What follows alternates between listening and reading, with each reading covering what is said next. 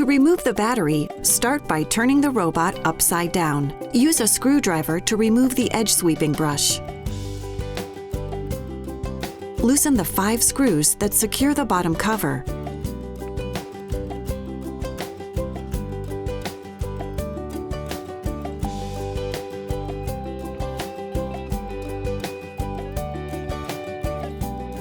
Remove the bottom cover. Press the Release tab to remove the battery. Place the new battery by aligning the channels of the battery with the channels of the robot and click the battery into place. Replace the bottom cover and tighten the 5 screws. Make sure the bottom cover is flush with all sensors.